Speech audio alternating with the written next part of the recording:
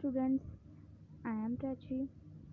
Today I am going to explain the unit number 1 in maintenance of electrical equipment. So the unit number 1 is safety and prevention of accidents. 1.1 is safety practices, safety hazards, accidents, do's and don'ts for electrical supervisors.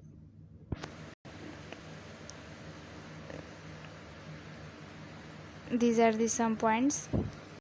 1.1 is safety practices, safety hazard, accidents, do's and don'ts for electrical supervisor. Definition of terminology.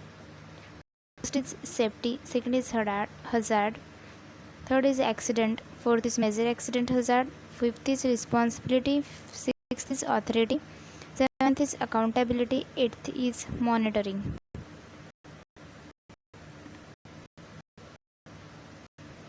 So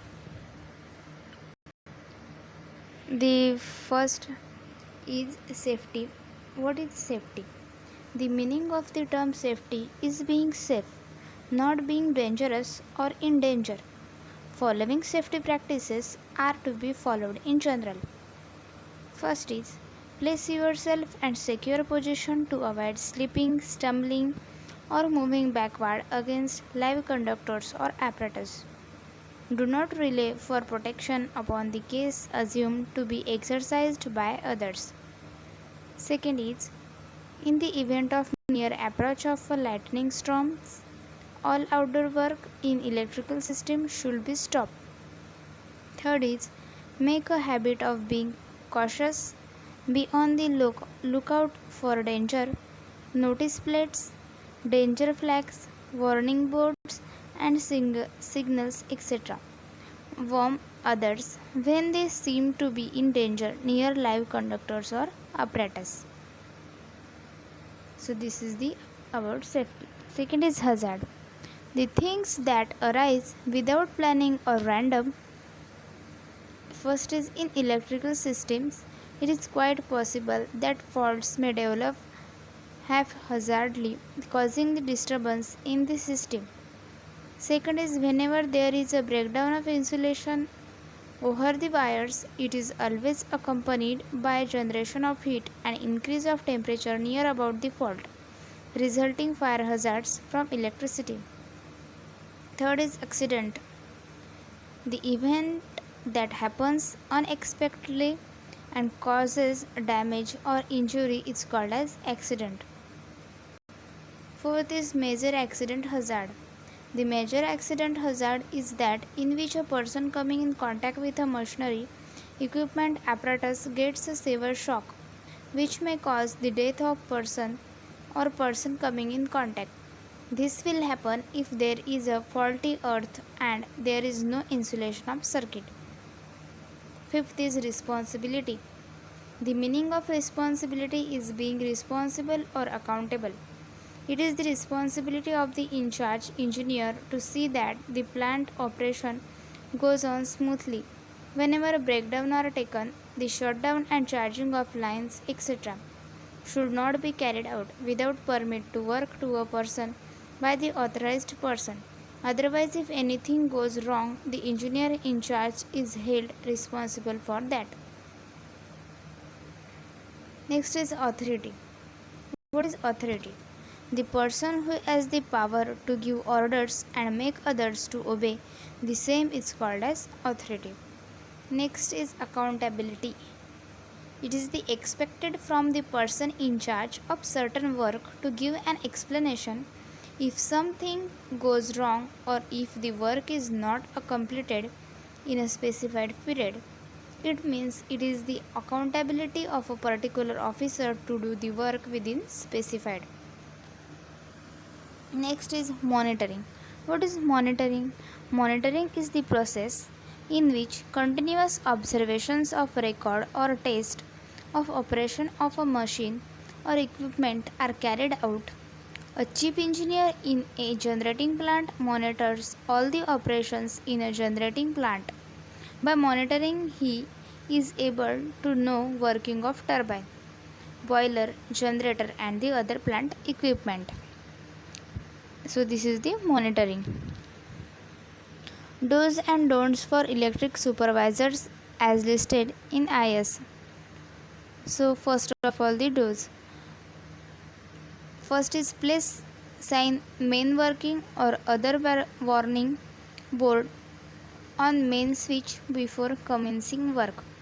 Second is before working on any circuit or apparatus, make sure that the controlling switches are opened and locked or the fuse holders withdrawn.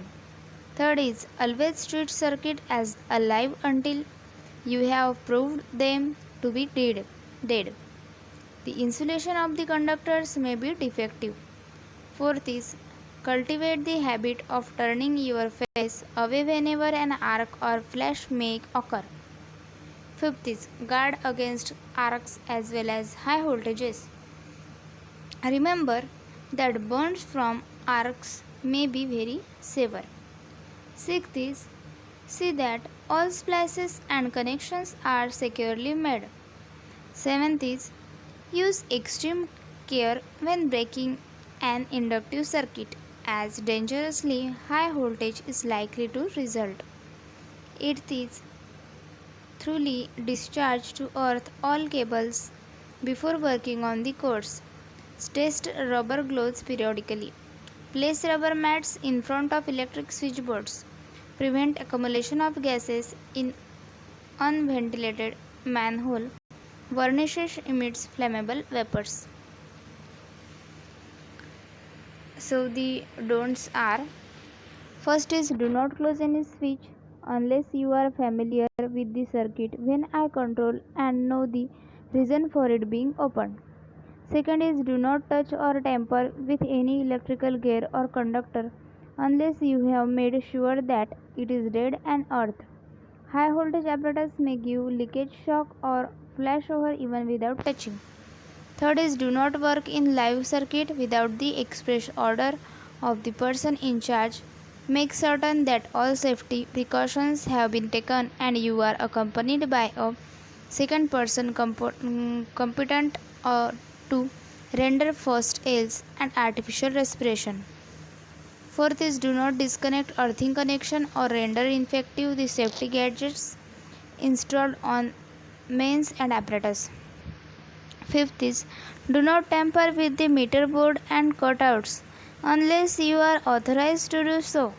Sixth is do not expose your eyes to an electric arc. Painful injury may result even with short exposure. Seventh is do not close or open a switch or fuse slowly or hesitatingly. Do it quickly and positively. Eighth is do not turn your face and then grope for switch or fuse.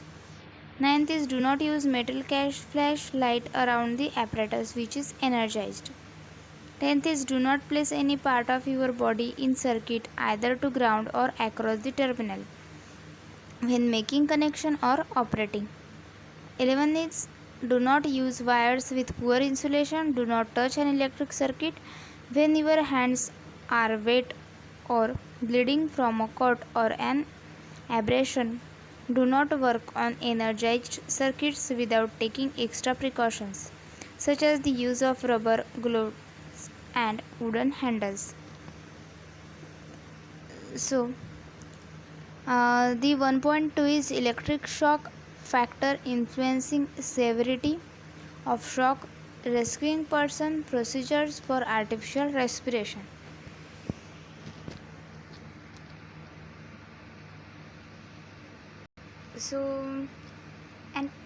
So the electric shock, that is the an electric shock occurs when a person comes into contact with an electric energy source.